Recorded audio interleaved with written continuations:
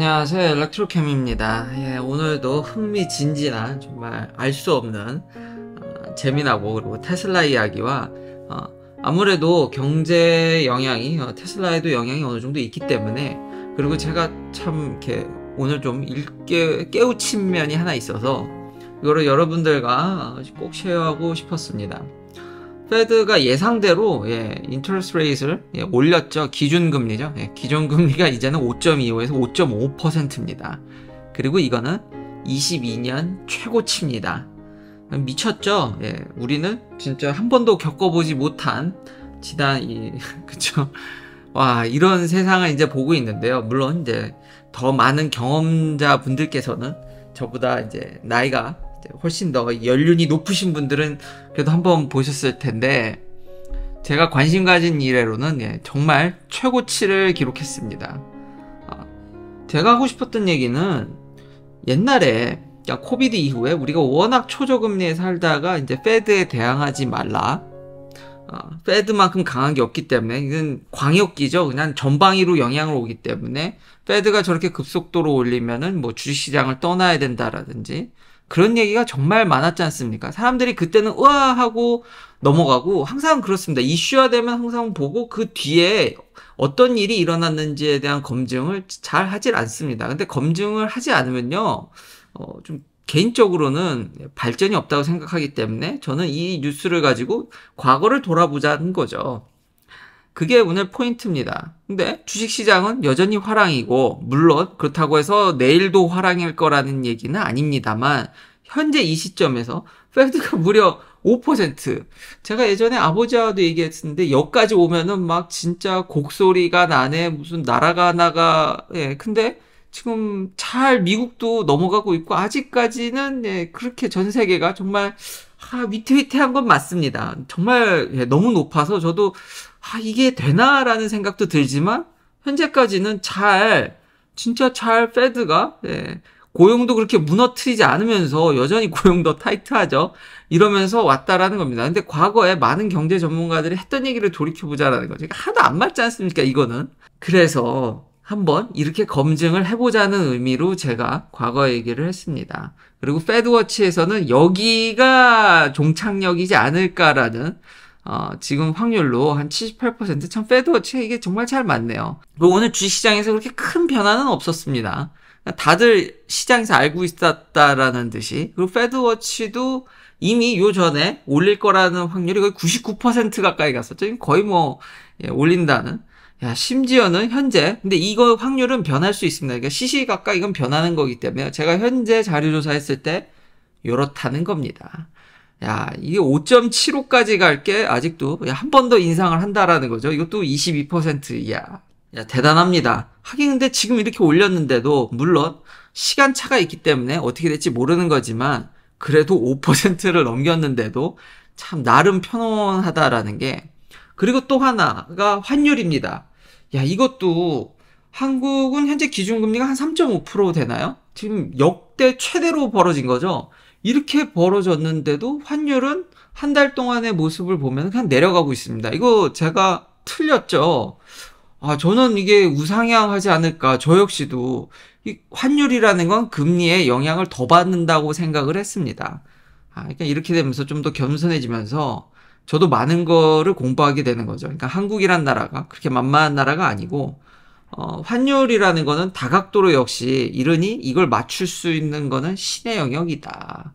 그러니까 예를 들면 한국이 수출을 정말 잘했을 수도 있고, 수출을 못했어도 수입이 확 줄었을 수도 있고, 아니면은 그러니까 해외에 투자한 한국의 자산들이 잘 불려져가지고 들어왔을 수도 있고, 아니면은 중국의 제재라든지 이래서 한국의 투자가 늘었을 수도 있고.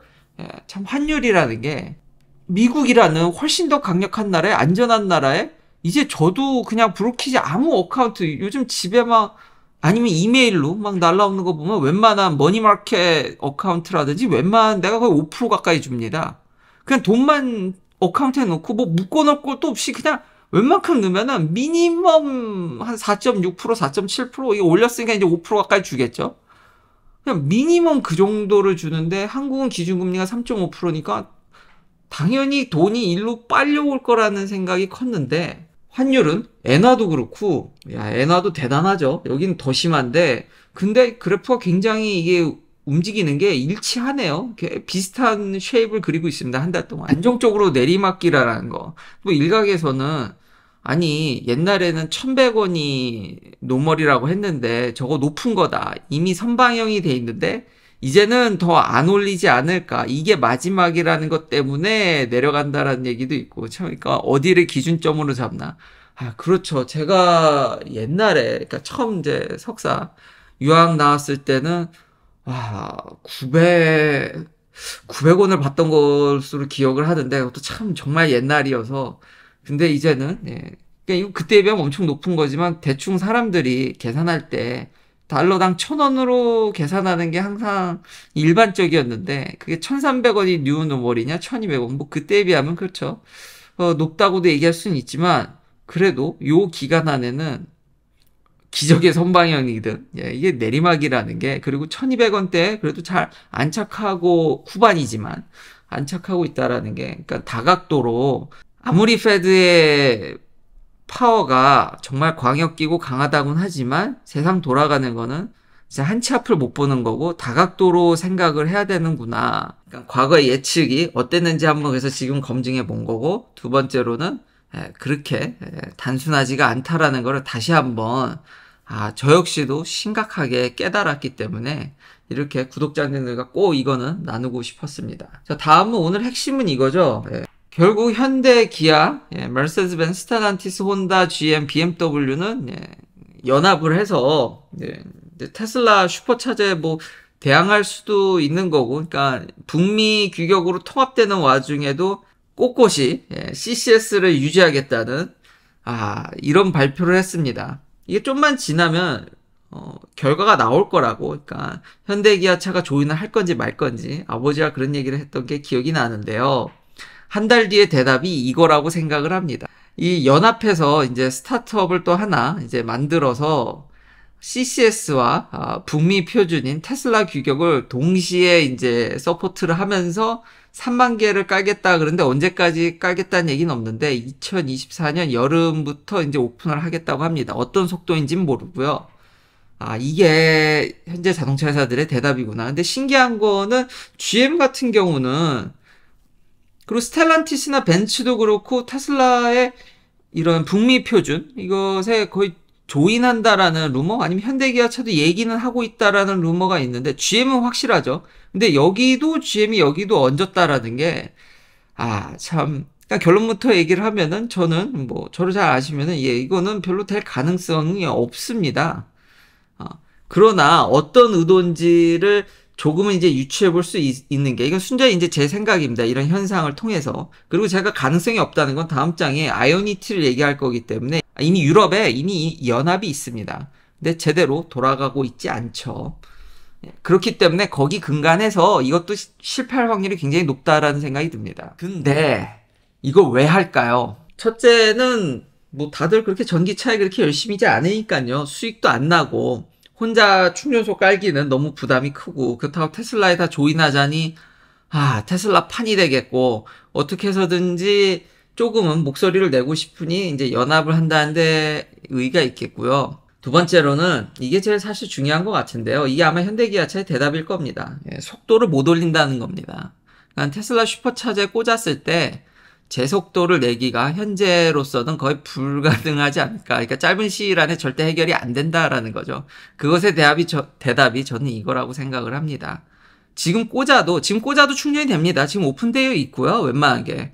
그래서 꽂으면 미국에서 충전이 되는데 잘 이용하진 않죠. 속도가 안 나오니까. 근데 그게 형편없이 낮진 않습니다.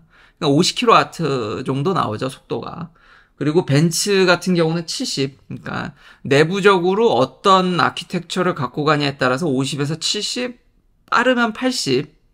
뭐 동일하게 400V를 쓰면은 폭스바겐 같은 경우는 100kW가 넘죠. 근데 150까지는 안 나오고요. 한 120, 100 그 언저리 나오고요. 그러니까 250 같이 테슬라 같이는 안 나오는데 지금 보면은 그냥 불편한 대로 못 쓸 정도가 아닙니다. 지금 현대기아차가 100kWh짜리 대규모 배터리를 실은 테슬라 같이 제가 갖고 있는 모델 S 같은 정도를 자동차를 팔고 있지 않기 때문에 유저보 사이즈로 보면은 뭐 70, 60, 70 이 정도 수준이지 않습니까? 그러니까 50에 꽂으면요. 정말 빈 깡통으로 들어가지 않는 한은 1시간, 그러니까 2, 30분 충전해서 어디를 갈 수 있을 정도로 테슬라 슈퍼차저를 이용할 수 있다라는 결론이 나옵니다. 불편하지만요.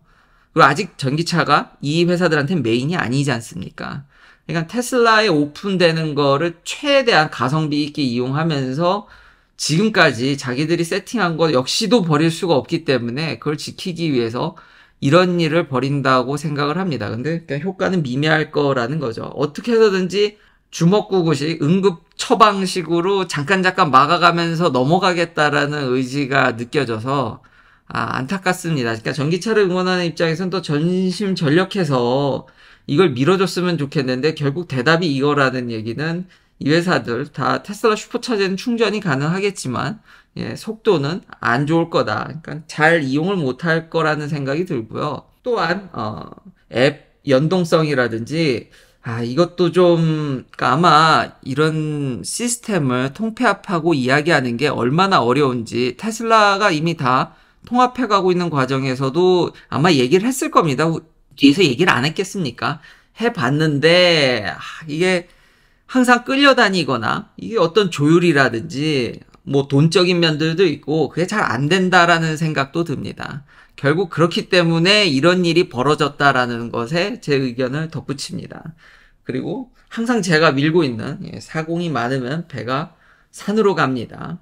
백직장도 맞들면은 힘을 모아서 더 좋아지는 게 아니라 여긴 이권이 걸려있기 때문입니다. 왜냐하면 다 살아남기가 어렵거든요.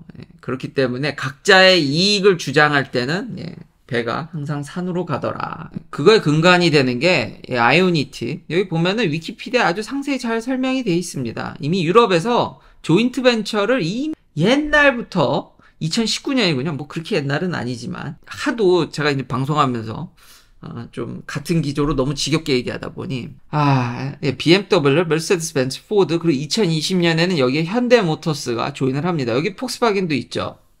그러게요. 폭스바겐은 일렉트리파이 아메리카도 있는데 그것도 잘 안 되죠. 그러니까 이거 두 개를 돈도 더 들고 그리고 결제 시스템도 근데 한 가지 희망은 또 이렇게 너무 비판적으로 보다 보니까 그래도 긍정적인 면은 그래도 이 많은 회사들이 한국의 배터리 회사들을 파트너로 두고 있기 때문에 한국에서 좀 표준적인 규격을 제시하면은 그래도 어떻게 보면 이럴 때는 참 한국의 배터리 회사들이 참 대단한 거죠. 그러니까 거기를 구심점으로 어떻게 해보면 또 되지 않을까라는 일말의 희망을 조금 가져보긴 합니다. 근데 이미 유럽에서 이렇게 모여서 했는데요. 좀 제가 체감을 좀 덜 하고 있기 때문에 그걸 좀 감안하고 들어주셨으면 좋겠습니다. 용량으로 보면은 2022년까지 테슬라가 여전히 압도적인데 아이오니티가 그래도 꽤 추격하는 모양새지만 격차가 꽤 크다는 걸 알 수 있고요. 그 유럽은 강제로 법으로 포트가 모두 통합되어 있습니다. 그런데도 테슬라가 고속 충전에서도 압도적이고 차지 포인트, CP죠. 그 스테이션 커넥터에 있어서도 테슬라가 잘 하고 있습니다. 근데 아주 압도적인 모습은 아닌데요. 여기 보면은 아이오니티가 없네요. 그러니까 아마 이거는 속도가 좀 낮다라든지 여러 CP를 합친 거다 보니까 근데 여기 랭킹에는 아이오니티가 없더라. 캐패시티에는 아이오니티가 여기 올라와 있는데요.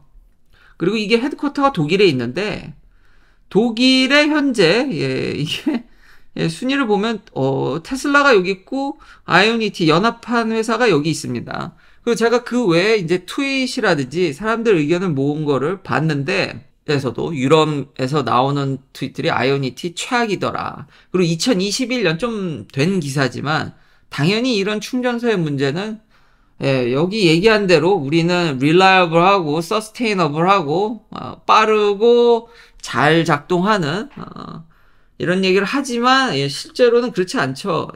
서스테이너블 하지도 않고 차가 별로 없기 때문에 빠르지도 않죠. 회사마다 규격이 현재 달라서 그리고 맨날 꺼져 있고 이 세 가지가 하나도 돌아가질 않죠. 그런 얘기가 트위터에 굉장히 많이 나오고 있고요.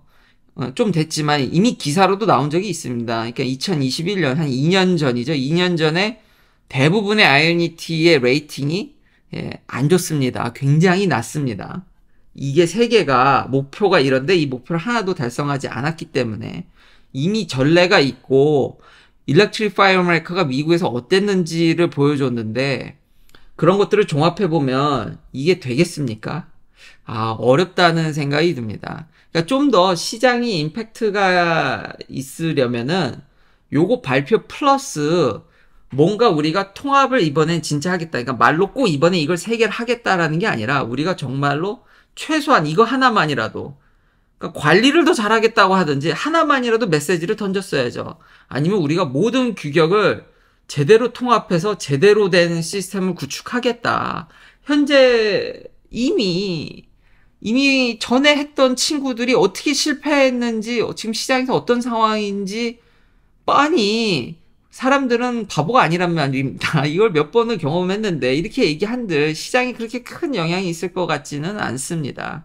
그래서 이미 이런 데이터들을 이미 과거와 제가 이렇게 검증하는 항상 저는 그러니까 검증하는 걸 좋아하죠. 안 그러면 발전이 다시 한번 없기 때문에 그걸 봤을 때 별 의미는 없을 것 같다. 마지막으로 웨이모입니다. 이것도 재미나게 흘러가더라고요. 웨이모가 이것도 제가 좀 결론적으로는 틀렸습니다. 검증을 해야죠. 항상 이래야 발전이 있는 거니까요. 저는 로보택시보다 트럭이 더 가능성이 높다고 봤습니다. 그러니까 무인 트럭에 있어서요. 첫 번째로는 경제적 원인을 꼽을 수가 있습니다. 왜냐하면 드라이버 쇼티지가 너무 크거든요. 그러니까 드라이버를 못 구합니다. 지금 미국의 그 중부를 저같이 관광 차원에서나 미친 듯이 뛰지 거기를 맨날 아무 없는 그 정말 허지 벌판을 정말 이 카고를 나르기 위해서 얼마나 고된 직업입니까? 그래서 정말 연봉이 많이 올랐지만 회사가 올려주는데 한계가 있습니다. 그러니까 근무 환경이 열악하고 힘들고 이러다 보니까 드라이버가 정말 부족하거든요. 미국이에요. 클래스 A 트럭은. 그렇기 때문에 무인 트럭에 대한 그 수요가 회사들한테 어마무시했기 때문에 그게 첫 번째 이유였고 두 번째로는 미국에 주로 다니는 그런 도로들이 아무래도 환경이 굉장히 제한적이지 않습니까? 사람도 덜 살고 그렇기 때문에 제한적이나마 미국 중부에서 이게 가능할 거라고 봤는데 세상에 쉬운 일은 하나도 없군요. 웨이모가 이걸 스케일 백 한답니다. 이름으로써 웨이모가 여기에 어떤 대장격이기 때문에 그러니까 무인 트럭의 어떤 발전도 좀 더뎌지는. 근데 여기도 보면 웨이모의 파트너가 다임러입니다. 참 그 둘이 만나도 이게 쉽지가 않고 제가 이미 또 맨날 했던 얘기. 그러니까 테슬라를 너무 그러니까 1등 기업이니까 두들겨 맞는 거지. 여기 기사에도 플래시백으로 뜨는데요.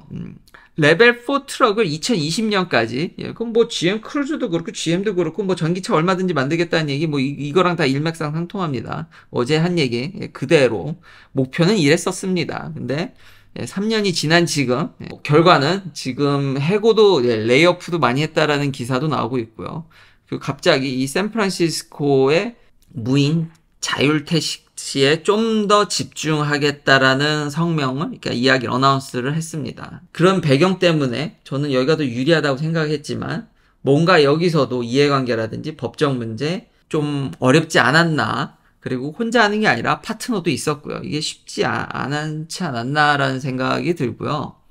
그러면은 이런 트럭 쇼티지 미국에 지금 그래도 카고를 날라야 되는데 기차로 모든 게 커버되지 않습니다. 기차로 나르는 게 현재 제일 싼데 기차는 굉장히 제한적이고 많은 물량을 한 번에 보낼 때야 싸지 이런 카고 하나를 보내겠다고 하는데 기차를 다 이용할 수는 없거든요. 그리고 미국의 이런 퍼블릭 트랜스포테이션 이런 어떤 카고에 있어서도 제가 원하는 그 인터레스트 포인트까지 가는 게 연결이 직접 이렇게 사람이 운전해서 보내는 게 훨씬 편하지 접근성이 좋지 기차는 미국은 아닙니다. 그럼 이런 어려움을 어떻게 타개하냐 정말 다이버스해진다고 얘기를 하고 있더라고요. NPR에서 이것도 미국의 굉장히 중립적이고 공신력 있는 뉴스에서 나오는데 지금 엄청나게 부족하거든요.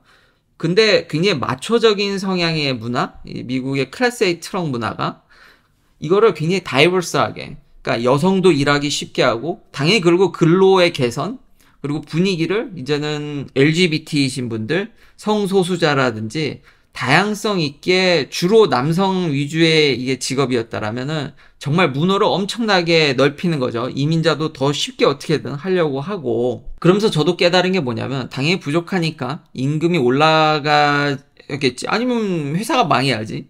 아니 수요가 엄청난데 서포트가 안 되면은 그게 맞는 거 아니냐라는 너무 단순한 생각. 이건 버려야겠구나.